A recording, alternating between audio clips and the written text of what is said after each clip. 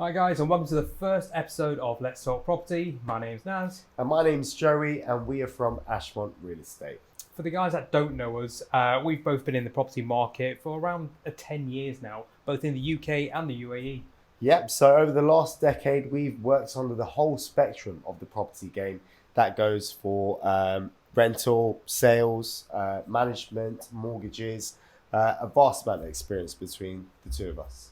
So on this show, we're going to be talking about the latest in the property market and the sector in the UK. We'll also be talking about the hottest developments and basically giving you guides through off-plan property. Yeah, so for today, let's start with the top 10 things to know when you're buying off-plan property.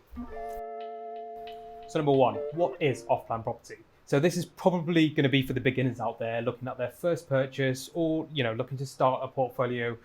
So it's mainly going to apply to investors. However, home buyers can take something away from this. So in essence, purchasing off-plan property means buying real estate which is under construction or yet to commence. Now you're doing this purely on the proposed site, looking at the marketing images and the floor plans.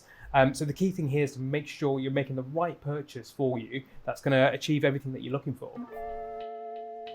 Number two, why off-plan property? So off-plan property is very different from your conventional property purchase.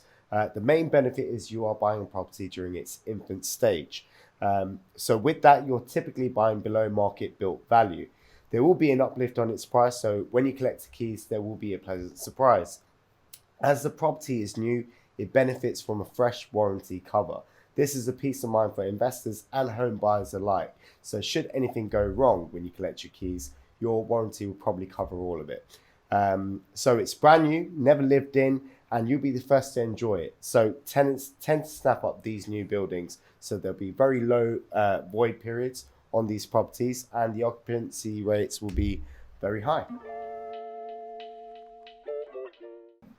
So number three, type of investment. Now, understanding your investment strategy here is quite key, whether it's going to be a long-term or short-term investment.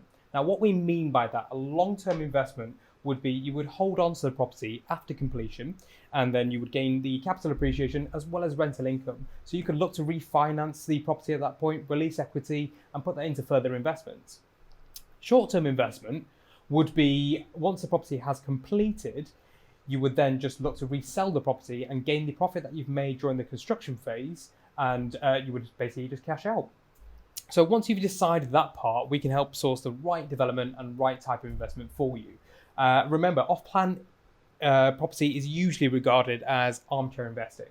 So what that basically means, it requires as little day-to-day input from an investor. Developers usually all have in-house management plans all in place. However, we do offer that and we can assess wherever it may be. So it's completely hands-off. Number four, location. So location.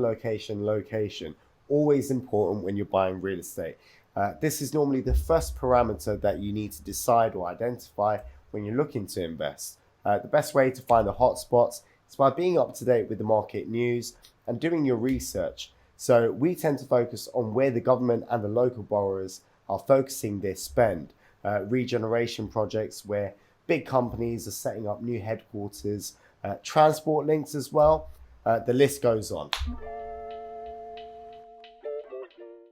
Number five, who is the developer? So quite an important one here. We tend to do a lot of due diligence during our fact finds to make sure we present the right developers and right developments to our clients. Reason being is, if you know what kind of product the developer has already built, then you've got a reference point, something tangible there. In most cases, looking at existing portfolio also helps to understand if the developer usually sticks to their timeframes, what kind of sort of finishing quality that they have, and once it's been completed, how it's performed once it's entered the market. Number six, what is the project? Well, you found the developer, now it's time for you to pick the project. Depending on the strategy you're looking to pick for your investment, you would normally pick something that's going to be generally lucrative. So that means it's easy to rent and easy to sell. Your typical options will be a 1 or 2 bedroom apartment. If you're a home buyer, well, the options are endless. You should pick whatever that caters your needs.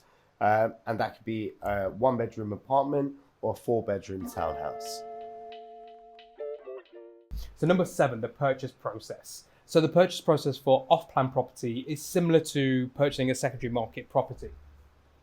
You still need to appoint a solicitor to act on your behalf for exchange of contracts and completion. Now, the slight variation here would be a payment plan.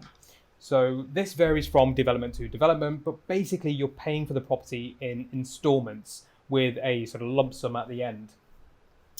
So let's say, for argument's sake, a development is a 25/75 payment plan, meaning you would pay 25% at the point of exchange of contracts, usually 30 days after you sign the reservation form.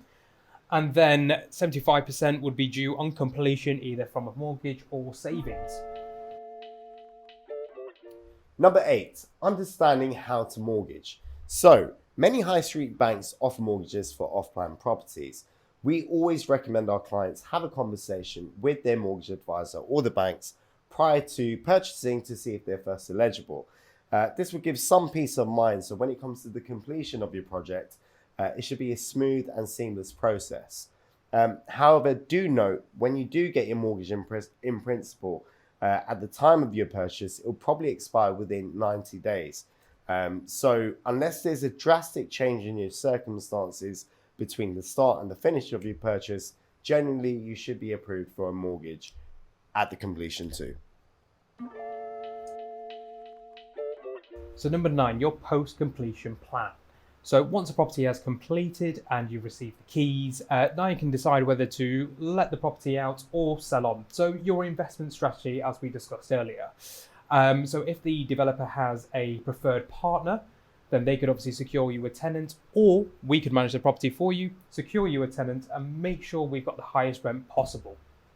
As the property would be brand new, you would benefit from having warranty in place, as well as snagging to make sure all the issues have been ironed out, making it completely stress-free. So number 10, that's where we come in. There's many variables to consider here. As you can see from the 9 points that we've kind of already gone through. We don't expect especially a first-time investor or a home buyer to make a strategic decision the first time around. Yeah, making your first purchase on the property ladder is very overwhelming. So that's where we come in. We work to understand your requirements and put together an investment strategy that works best for you. Exactly. I mean, the great thing is, with our extensive knowledge we've got selling off-plan property, we can advise what specific apartments or properties within a development will be best suited and the right fit for you.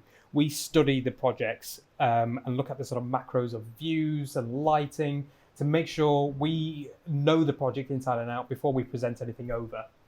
Yep, so we don't want to bore you with an hour-long video. We do want to keep this snappy. So send over your questions in the comments section below, and we'll be sure to answer them in the next episode of Let's Talk Property.